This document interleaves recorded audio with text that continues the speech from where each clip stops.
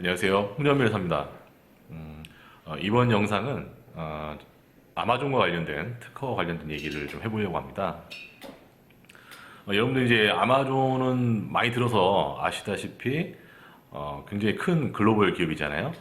과거에는 뭐 인터넷 서점, 전자책 관련된 부분들 정도로 알고 있었는데 어느 순간 아마존이라는 회사가 굉장히 커졌습니다. 공룡 같은 기업이 됐고 최근에는 뭐 자체 PB 상품들까지도 판매를 할 만큼 아마존이라는 기업이 이제 과거에 그냥 단순히 이제 서점을 운영했던 그런 회사를 뛰어넘었고 앞으로 이런 것들이 계속 가속화되다 보면 기존의 유통업체라든지 제조업체도 다 이제 장악할 수 있을 만큼 아마존이 전 세계적으로 영향력을 많이 행사하고 있다는 것을 요즘 많이 언급이 되고 있습니다. 여러분들 이제 전자상거래가 인터넷이 이제 상용화되고 나서 이제 우리가 이제 전자상거래라는 것들을 많이 시도를 했는데 저도 이제 과거에 한 90년대, 1990년대 후반쯤에 이제 인터넷을 가지고 전자상거래로 이제 구매를 할 수 있었던 때가 있습니다. 그때 설마 이게 되겠어라는 이제 새로운 경험이죠. 기존에는 다 물건을 사려면 매장에 가서 직접 샀어야 되는데 그때는 이제 온라인을 통해서 뭔가 물건을 구매한다는 것 자체가 굉장히 생소한 경험이었거든요. 제 기억으로는 제가 처음 샀던 물품이 아마 책이었던 것 같아요.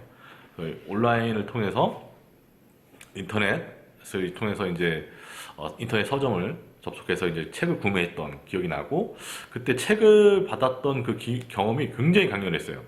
그러니까 보통 책은 그냥 서점에 가서 샀어야 되는데 이것을 온라인으로 주문을 해서 직접 받아볼 수 있다는 게 굉장히 좀 강렬한 이미지가 남았었고요.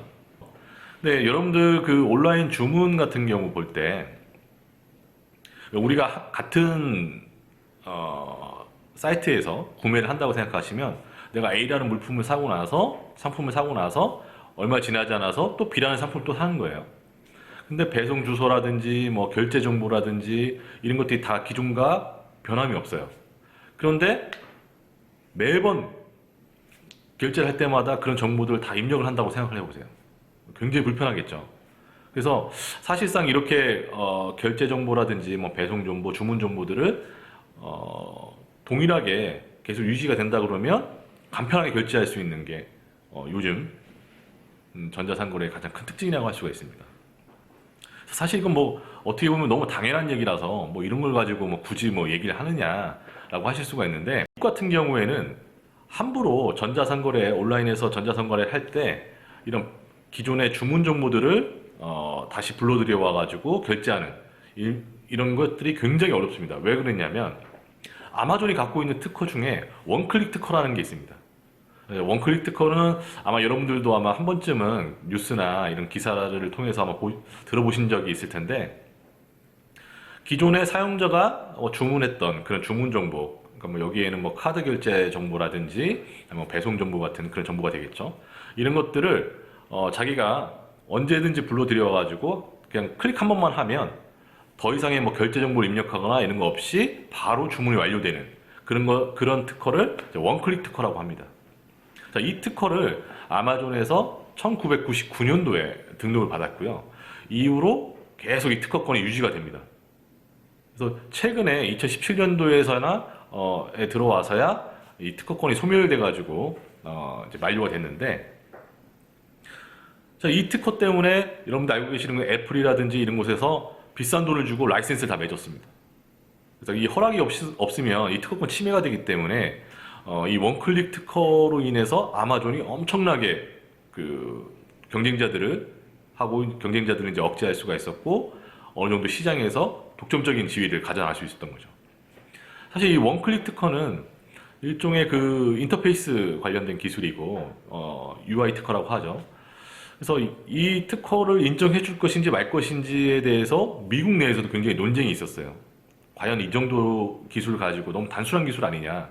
어떻게 보면 뭐 컨트롤 CV 하는 정도, 복사해서 붙여넣기 하는 정도의 수준의 그런 단순한 프로세스를 가지고 특허로 인정해 줄 수가 있느냐라는 것 때문에 미국 내에서도 굉장히 이게 뭐 법원 판례도 나올 정도로 굉장히 중요한 이슈가 됐고 중요한 거는 여기서 이제 아마존이 그 특허권을 획득을 했다는 것이죠.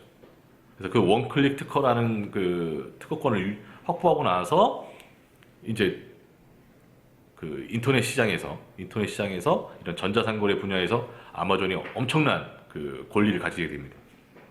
자, 그리고 아마존 역시 미국뿐만 아니라 이 특허를 뭐 캐나다라든지 가까운 나라 캐나다나 심지어는 뭐 일본까지도 권리 설정을 해놨습니다. 그래서 유럽까지도 권리 설정을 다 했는데 다행스럽게도 우리나라에는 이 특허를 설정하지 않았어요.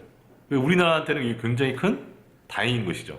그러니까 1999년도에 특허를 등록받았으니까 특허권이 들어오려고 하면 한 98년도까지 정도에 시도를 했을 텐데 다행스럽게 우리나라에는 특허권 설정하지 않았습니다. 어떻게 보면 우리나라는 이제 아마존 입장에서는 그때 당시 아마존이 지금처럼 크지도 않았고요.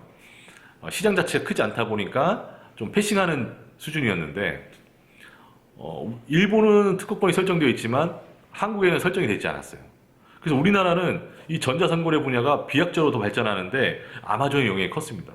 그래서 아마존이 원클릭 특허를 우리나라에 등록받았으면 전자상거래 하는데 여러분들이 지금보다 훨씬 더 불편하게 여러 단계를 거친다든지 뭐 이런 것들을 했어야 된다든지 또는 아마존으로부터 어떤 라이센스를 받아야만 사용을 하실 수가 있는 그런 상황이 됐을 텐데 뭐 다행스럽게도 아마존이 우리나라의 그 원클릭 특허를 설정하지 않는 바람에 우리는 그동안 한 20년 가까이 그런 문제 없이 전자상거래가 많이 활성화됐다는 것이죠.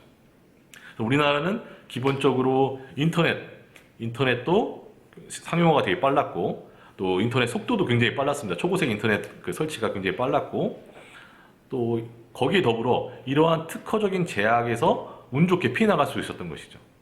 그래서 누구든지 이런 쇼핑몰 결제에 있어서만큼은 원클릭이라는 그런 간편 결제가 손쉽게 적용될 수 있었던 그런 계기가 됐었습니다.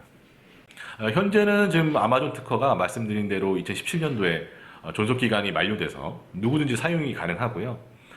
그래서 지금 미국 내에서는 이제서야 이제 그런 간편 결제라든지 이런 원클릭 결제가 좀 더 수월해졌다는 것이죠.